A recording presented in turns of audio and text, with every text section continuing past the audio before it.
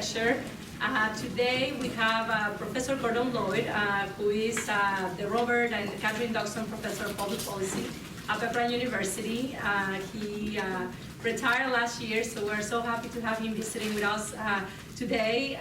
He completed all his coursework towards completing a doctorate in economics at the University of Chicago before receiving his master's and PhD degree at Claremont Graduate School. I can talk a lot about Professor Gordon Lloyd, but I know we really want to get to listen to his discussion on Milton Friedman.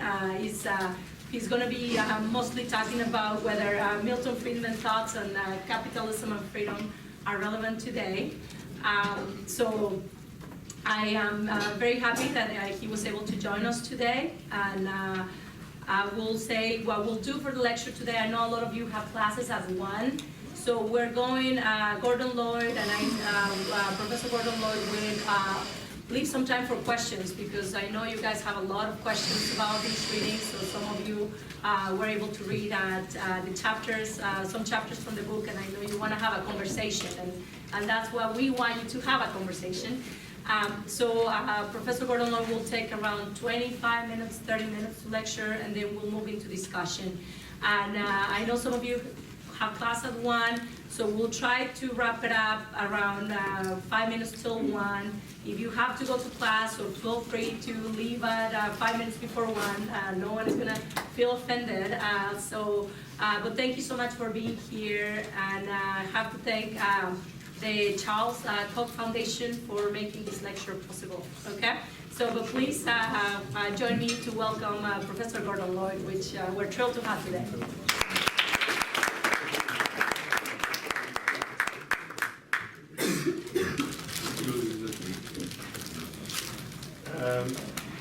As far as I know, you have been requested to read 3 chapters in particular.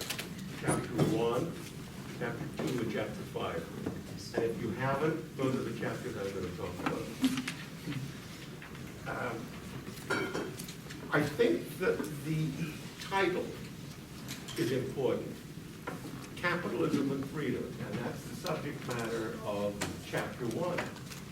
And that is, what is the relationship between capitalism and freedom? Just before Friedman brought this book out in 1962, there was a book written by Eric Williams with the title Capitalism and Slavery. It would be a very interesting project to compare and contrast Eric Williams' approach about capitalism and slavery with Friedman's approach, capitalism and freedom. And in my opinion, those are the two of the best books making really contrary cases about the nature of capitalism. And in fact, they may differ with each other about what is capitalism. So if you pay attention to the title, then it provides a way of maybe asking some questions. And curiosity is very important. The next thing that comes to mind, which we often slip over, is to whom is it dedicated? It is dedicated to his children, Janet and David, and their contemporaries. And here is Friedman's point to them. It's a lesson for his children. That is, who must carry the torch of liberty on its next lap. And when I read that, I don't think it's much of a stretch to say that there's a journey in life, and that there are obstacles along the way, and there are laps to be run, and that liberty possibly is always in danger, or you have to carry the torch to the next generation. So that means there's a responsibility for the current. Friedman has a responsibility to pass it on to his kids, and his kids have a responsibility to pass it on to the next generation, which leads me to the title of what I'm talking about, which is a question: is Friedman still relevant? Friedman could only be still relevant if there's something called a torch of liberty, and it has to be guarded or passed from one generation to another. I'm often reminded in conversations with people that somehow, I'm going to look at this today, that somehow Hayek had a great influence on Margaret Thatcher, and Reagan's influence was primarily from Milton Friedman. And so one question that you might do if you have the opportunity to write a paper or present something in class, whatever, is to explore the potential connection between Thatcher and Hayek and why that combination is made, and how far should you go with it. And the other one, of course, is Friedman and Reagan. And let me suggest that one of Reagan's famous lines is that actually his version of this statement, that freedom can be lost. Right, it's only one generation away from being lost. So one big question I have for you, if liberty is so important, why do we have to keep defending it? And is Friedman's defense of liberty and his urging of passing the torch persuasive to you? Doesn't have to be a complete and total answer, but that's what I want to pursue with you. All right, so now we go to the preface, but we'll drop the preface. We'll go to the contents, introduction, chapter 1. And no, that's introduction. So let's get to the chapter 1. And it's called The Relation Between Economic Freedom and Political Freedom. So let's put that in the form of a question. What is the relation? Or what should be the relation? Or what has been or could be the relation between economic freedom and political freedom? Friedman seems to be saying, at least my interpretation, which I tell you, the campaign is just taking its toll on you, isn't it? You always campaigning, aren't you? The blessings of liberty upon you. You learn to be partially Catholic by saying I'm also with you. So we'll look at the relation between economic freedom and political freedom. My understanding of Friedman is you cannot have political freedom without economic freedom. Now, one could do a matrix, and the matrix would be political freedom, economic control, political control, economic freedom, political freedom, economic freedom. I think you can go on with these things. What Friedman seems to be saying, not only seems, but I think this is what he's saying, is that you cannot have political freedom without economic freedom. I think Reagan is pretty much saying the same thing. And I ask you, is that the argument of the lovers of liberty today in the United States? Now, Friedman does not say, but it seems to me worthy of a question. Is it unreasonable to say with economic freedom comes political freedom? That is, it must follow. He seems to be saying you can't, he's saying you can't have political freedom without economic freedom. But Mr. Friedman, if we get economic freedom, does that mean that political freedom will follow? And he's often been criticized for his support of Chile in the 1960s, where he supported totalitarian politics and yet tried to persuade them to engage in a market economy. So I'd like to ask that question. What are the consequences of having economic freedom? For example, if the Chinese, which they have, open up the market and have economic freedom, must it someday lead to the growth of a middle class that are not going to accept political control as China has known it since the days of Mao? And I would recommend that we take a look at the future through Hong Kong. What is going to happen in Hong Kong? In fact, if you asked Friedman back in 1962, give me an example of a place where you're talking about the relationship between economic freedom and political freedom, you'd say Hong Kong. And at that time, it was under British rule. And that raises a question. So the political freedom that you're talking about is not the political freedom of necessarily separation of powers and frequent elections, because monarchy in Hong Kong doesn't have that. So there's something else that's going on. Let's say it's individual liberty. All right. In terms of our matrix, in chapter 1, Friedman criticizes the notion that was prevalent at that time that you could have political freedom and economic control. And that was the model in Britain, Denmark, Holland, whatever it is. And he calls that on page 7, right in the first paragraph, he said any kind of political arrangement that is combined with any kind of economic arrangement. The chief contemporary manifestation of this idea is the advocacy of, quote, democratic socialism, by many who condemn out of hand the restrictions on individual freedom imposed by totalitarian socialism in Russia. So one part of that matrix for Friedman is economic freedom, political freedom. Another part of that matrix is political freedom but economic control. That he calls democratic socialism. Is that Bernie Sanders, who calls himself a democratic socialist? So if democratic socialism is still alive, is Friedman still alive? Is that still part of the conversation or the argument? And why is that? Why is that still the case?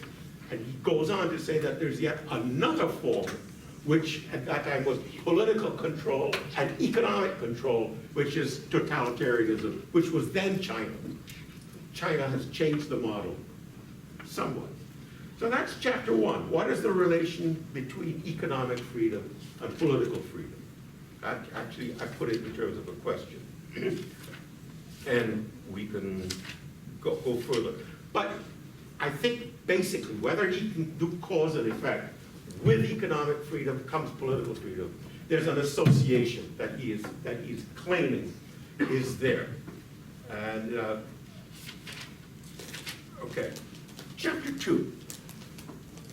We can build questions with each other around what I've just done in chapter 1. What is the relationship between the two? Is it causal, just accidental? How do you deal with the matrix? Chapter 2. The title is The Role of Government in a Free Society. We've established a free society, what a free society is in his previous part. It involves freedom of discussion, freedom of exchange, freedom of opinions, freedom of association. Some of those examples that he gives might prove to be a little discomforting. 50 years, 60 years later, where now we're becoming very, very concerned about feelings.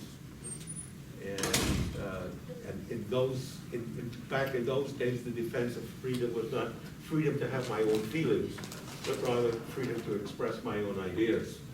And just get over it with your feelings. Now it seems to be just get over it with your ideas. Anyway, there's a whole bunch of things, including voluntary associations. So the key word to understand when you're thinking about what does Friedman mean by freedom is sometimes we learn by looking at the opposite. The opposite for Friedman is control.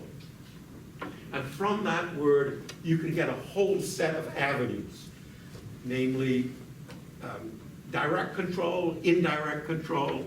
Are we talking about consent? Are we talking about direct consent, indirect consent, and voluntary? How voluntary? But I think you get the picture that he's interested in a free society of responsible individuals engaging in personal responsibility rather than being a citizen of the community. For example, he got really ticked off, it's in his introduction, really ticked off by John Kennedy's 1960 inaugural address speech. Ask not what you can do, your country can do for you, but ask what you can do for your country. And he got ticked off. He said, no free person should buy onto that. Because that implies that the world is organismic. Glad I practiced that.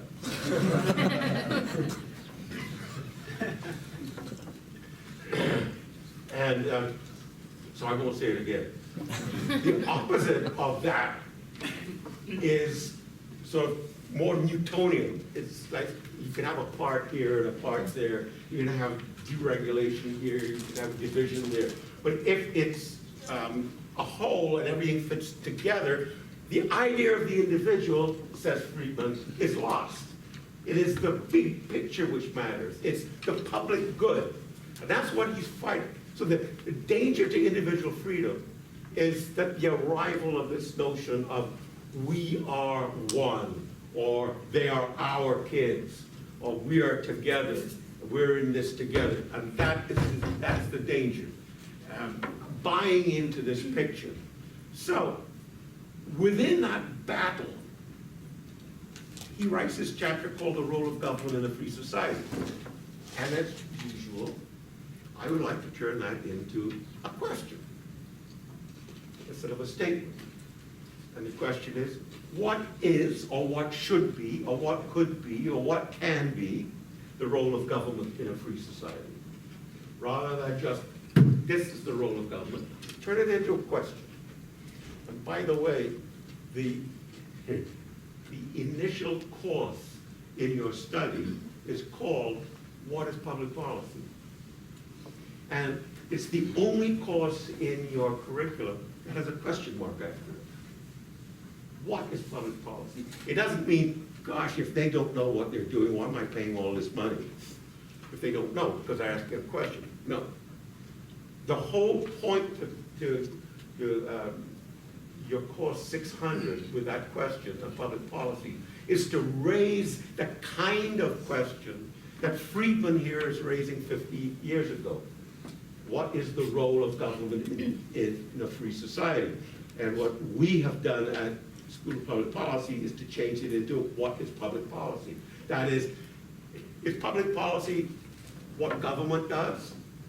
And is it what the federal government does?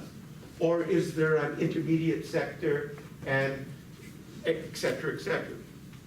Well, it seems to me that the answer that Friedman would give to the question which we have now posed, what is the role of government in a free society, can be summarized on page 35, where he goes through 14, go through a list. Anytime you write a list, you're going to leave something off. And that's going to raise questions. But nevertheless, it is helpful in terms of trying to understand. He has 14 items where government should not be involved in a free society. And you can read it. That would be an inappropriate role for government to be engaged in, these 14 areas. And one of which I'll mention is conscription. And Nixon appointed a committee in the Vietnam War when you had to sign up to be conscripted. And Friedman was on it, was on that committee. And he persuaded the committee to persuade Nixon to drop conscription and make the army voluntary. It's not just that we have an army that Friedman's against, rather the fact that it's a voluntary army rather than a controlled situation is what he was fighting for. So that I would argue that of the 14 items that are here, one is no longer there, thanks to Friedman. I invite you to see what has happened over the last 50 years, adding to that list. But that list, although it may be added to, and although you may forget something, what it does is to help us understand that for Friedman, one of the important tests of the role of government in a free society is to what extent does government regulate our lives?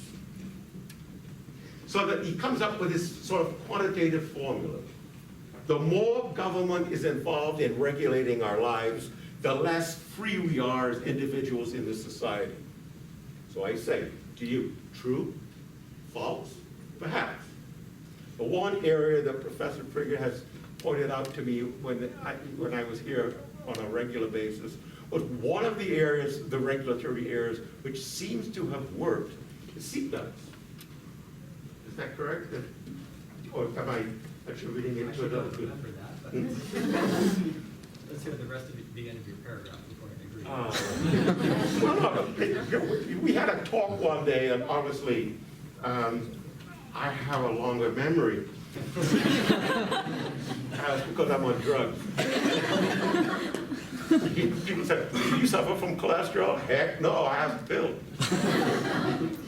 We had this conversation about what regulation, which or what or how many regulations by government have actually been beneficial and what have been not. And I think you wrote a David Davenport, which indicated that of the many, many things, one of them was seatbelts. Maybe that sentence came from David.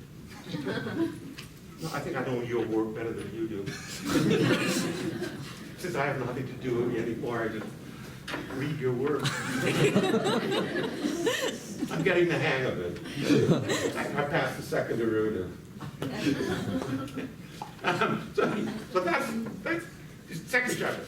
To end, the chapter 5 deals with fiscal policy. And how can we fit this chapter, which seems to be full of economics and borders on formulas, and 1 over 1 minus beta and things like that. You can read into it, or at least I read into it in 1963 in my notes. But the point here is he provides us with 2 more tests for whether the society is free or not. Are those 2 more tests still relevant? What are those 2 tests? Test number 1. What is the percentage of national income that goes to government spending? It doesn't matter. You can then break it down to federal government, state government, local government. But for Friedman, that is an important benchmark in this conversation. Benchmarks are something very important for Friedman. You just don't talk about if you take 2 cigarettes, you'll increase the chances of cancer. Well, that's not relevant to me. It is, given a benchmark, how many people will get cancer without smoking, and how many people will increase their cancer when they do puffs, et cetera, et cetera. The benchmark for him is this formula. What is the percentage of national income spent on government? So, I ask you first, is that a meaningful, relevant, interesting formula by means of which to measure whether freedom is still alive or declining?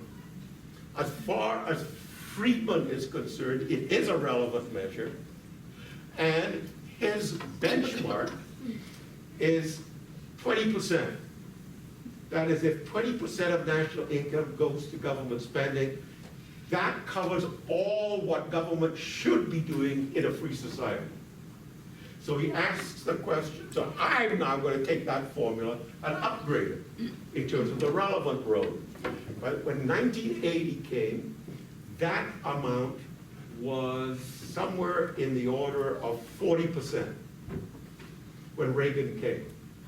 We have heard about a Reagan revolution. If we are to measure the Reagan revolution, say, in Friedman's terms, which is another question which we might not want to agree with, what did Reagan manage to succeed, to accomplish? The answer is, over those 8 years in office, the percentage of national income devoted to spending, government spending, fell from 40% to 35%.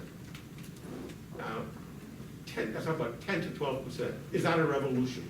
Or did the revolution occur somewhere else? Or was there ever a revolution under Reagan?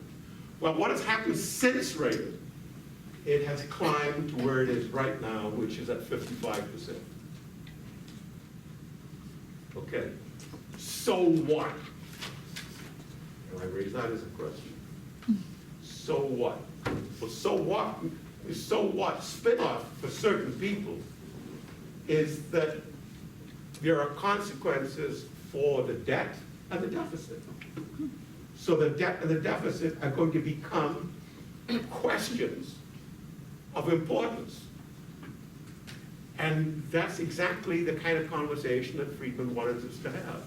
Finally, what is the last test that Friedman would offer as whether freedom is in danger, increasing, in better off condition? Again, a quantitative measure which we can work with as a benchmark, as a baseline. His point is that if you go back to if I build on him, which is what I'm doing, in 1980, the tax rate on Americans was 40%. Income tax rate, highest income tax rate was 40%. Okay, what was it when Reagan left? Highest was about 33, 34, in that range. And it has stayed there. And now the argument is somewhere between 35 to 40 again. It's not at 40, but it's within that upper range. So what? And the answer is because that generates a question. Is it fair? This is where you get the inequality issue coming in with regard to taxation and who gets taxed and who doesn't get taxed. And Friedman is well known for wanting a flat tax rather than this progressive income tax and taxing the wealthy, et cetera, et cetera. So I conclude with a question. Is Friedman still relevant? And if we focus on what should government do, the amount and character of regulation, the amount of spending of national income on government, and the amount of income tax which we spend, are those characteristics still relevant? And how would you respond or reinforce a book that was introduced over 50 years ago? Thank you.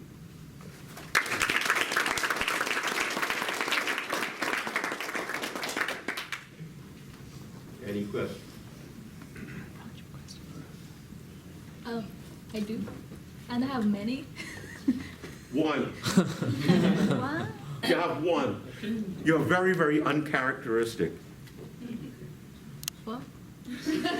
No, I just said you're uncharacteristic. And you didn't ask me why, and I'm glad. What's your question?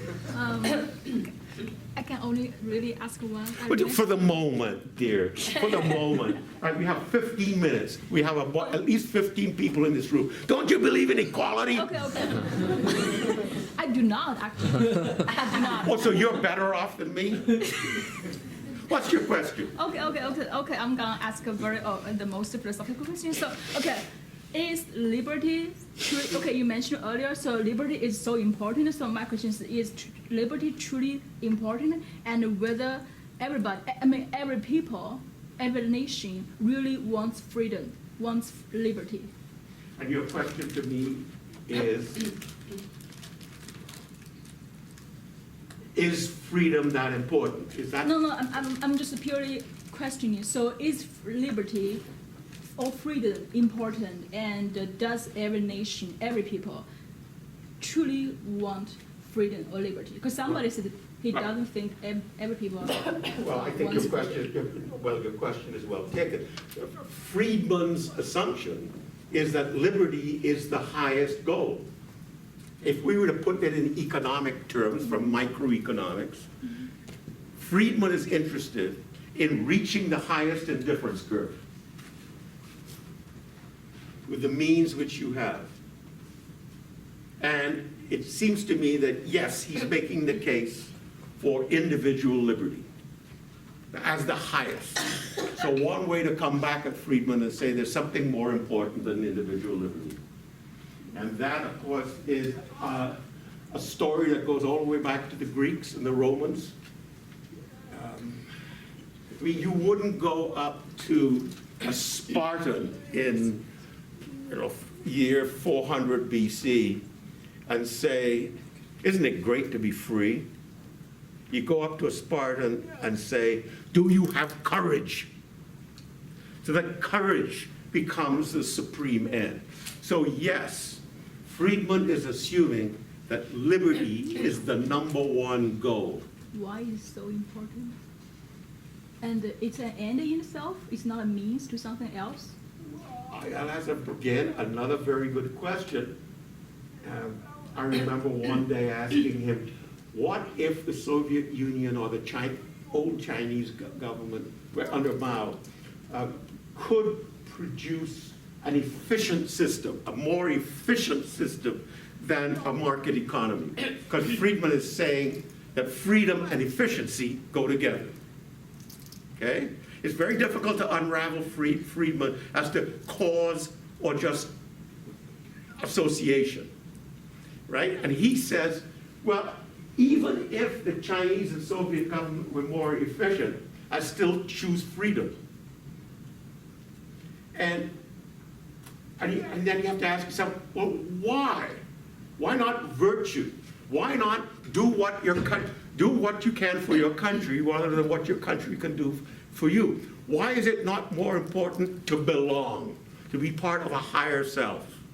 And Friedman rejects that outright. So do I. But it happens to be that Friedman would do that. Yes. So everything is in terms of, so if you want to join this higher good, you do it voluntarily, rather than by propaganda or by an education system that does not presuppose that you are an end in yourself. That the state is the end in the self, and the issue is to where do you belong. That model Friedman would reject. I have a question that's sort of related, and it goes to that question of if Friedman's still relevant. And it seems like one of the things to kind of pull back, even if you're, which I think most Americans would still value liberty, but I think there's a question of, you got to it a little bit when you sort of mentioned the sort of freedom of ideas versus freedom of emotion. Does freedom mean to us, to this generation in America today, what it meant to them? For freedom, and is there a difference? So for instance, if you're valuing things like freedom of emotion over freedom of ideas, so we have to put restrictions on your ideas in order not to infringe on the emotions of this person. Or if you're looking at freedom from the circumstances, the institutional circumstances that have held back a race or a gender or whatever it's looking at. And in order to provide freedom from those restrictions, we need to sort of impinge on what have been the freedom of those who have had advantages in the past. Do those questions of what is freedom and which freedoms should be ordered most prominently affect the argument that Friedman's making? Yeah, you have to tease it out a bit. And one way of teasing it out is to know some of his other work, which is, in a sense, not teasing, but cheating. But I remember he gave a talk, and it's been recorded, and the person who did the recording is here in the room. Can't get enough of Friedman. And it's really wonderful. He gave a dinner speech, and in that speech he revealed 2 or 3 things that go to your question. One is that if you turn over the Sahara Desert to the federal government, in 5 years it will run out of sand. And the point being, if I may elaborate to deal with the relevant question, you turn poverty and you turn race and you turn things over to the federal government, 50 years later you will have accomplished nothing. That would be his argument, which would get a heck of a lot of critique. his whole point is that government doesn't solve the problems which it claims, because planning can't do it. It has to be sort of like a market that works through voluntary cut. The idea of imposing these things don't work. They just don't work. Now, that's a challenge, and you might want to discover what government programs have worked. I can remember, it's very state level or the federal level. I can remember, up to about a couple of years ago, every measure on the ballot that had something to do with improving education, yes. Including going for the gambling. That's how they sold the gambling, education. I would say yes, yes, yes. And here I am sitting down 50 years later, or 60 years later, after the War on Poverty, the Great Society program, and I am, because in the Great Society speech, President Johnson says, it's not the individual that counts, it is the society that counts. And we have to change our mores and our ways. The way to measure whether the Great Society has become the Great Society is we have to look at it after 50 years. We have to give it a 50-year chance. And I ask you, just as a project, in what way has the Great Society worked? And why are we still dealing with the issue of, why is inequality, poverty, such and such, still on the agenda? Wasn't that supposed to be solved? Or maybe these things can't be solved. Friedman said in this speech that was recorded, and it's a lovely speech, and it can be, I believe it can be made available. His family has said yes, and It's we on have the it. Pepperdine YouTube channel. What's that? It's on the Pepperdine YouTube channel. There you go. So just type in Friedman Pepperdine, it'll be the first thing that comes up. And it really is a good speech. It's a fantastic speech, and he's either asked or he said, freedom means, and he didn't realize he was at Pepperdine. He said, freedom is the ability to be a damn fool. He should have said darn. But he said freedom to be a damn fool, all right? To make mistakes.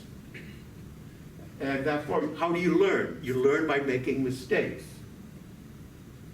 Okay.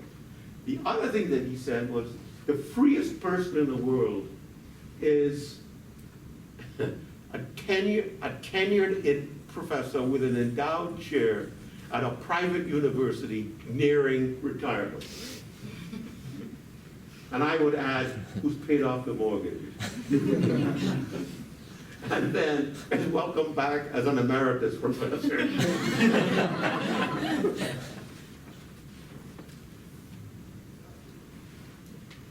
Yes. Brian Stewart, first-year student here at the School of Public Policy.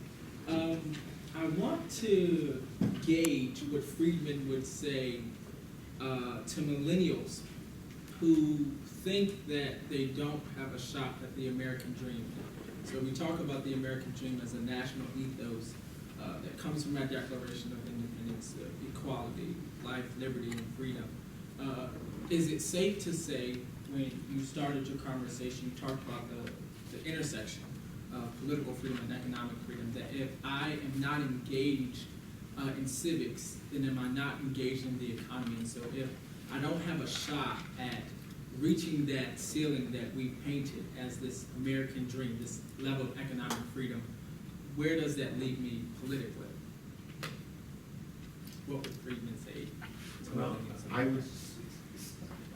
I think his answer is, whatever the problem, socialism is not the answer. Right? So he's going to say markets. My matrix again. Go back to the matrix, which is something I learned at Chicago, which is a very simplified way of looking at things. But here's the matrix.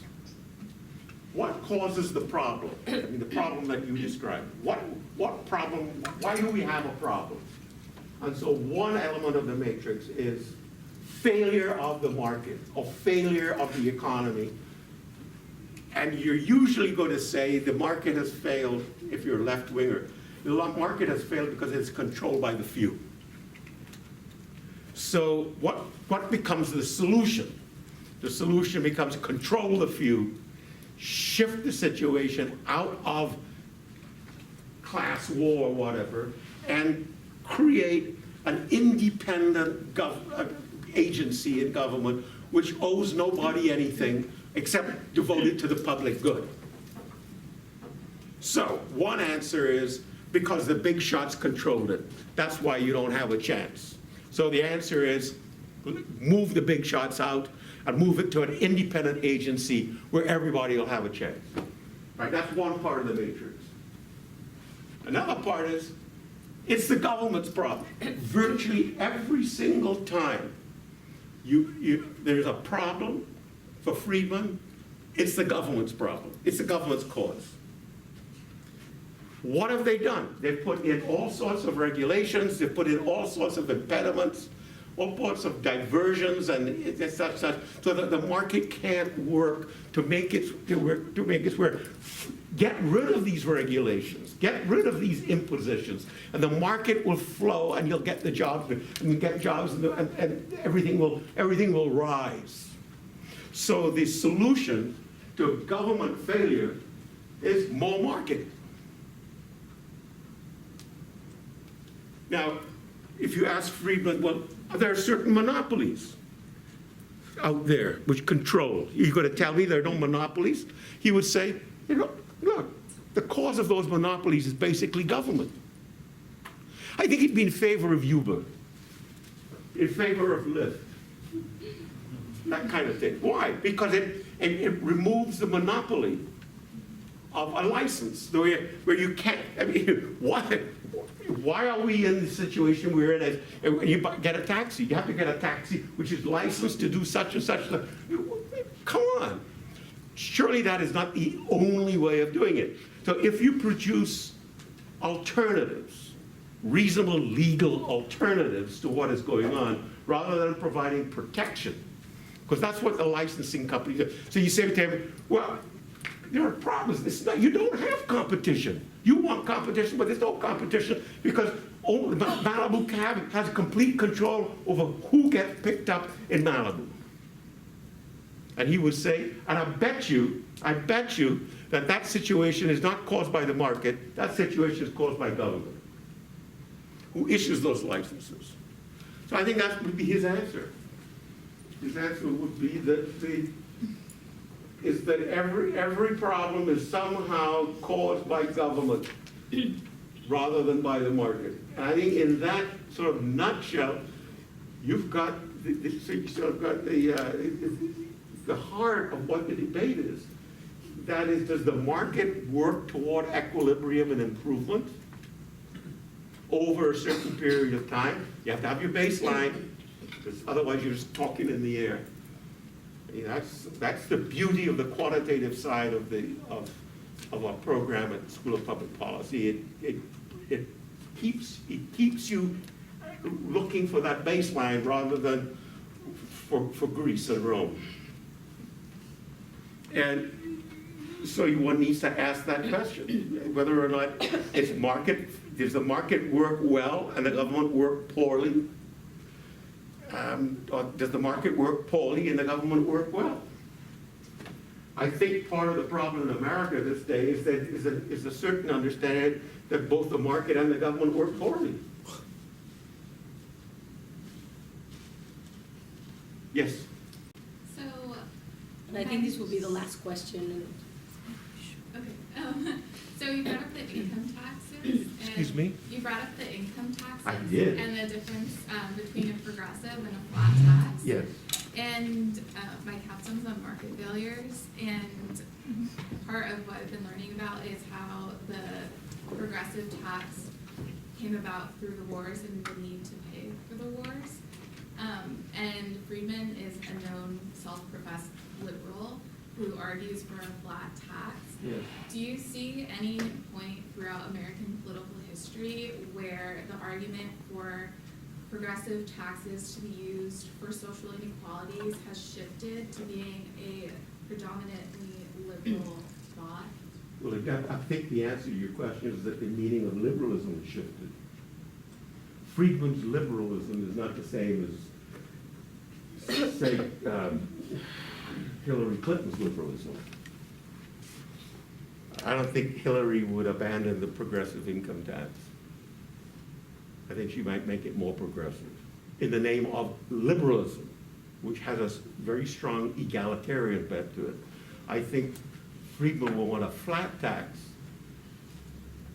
rather than a progressive tax, and that way you can make your own choices and you're favoring individual liberty. So I think that one of the things that the progressive income tax does is to send the country not just to pay for a war, it sends the country along a track which says the public interest is more important than individual liberty. And it comes from the progressives in the 1880s, 1890s, and it gets, with the 16th Amendment and whatnot, it builds its way into the very fabric of the country. So there's a certain sense in which Friedman's argument for a flat tax in 1962 is 50 years behind. That argument perhaps should have been made before the New Deal, before the progressives introduced the amendment, when it was still possible. Now it's made its way into the fabric, and once something has made its way into the fabric of a country, it's extremely difficult to remove it.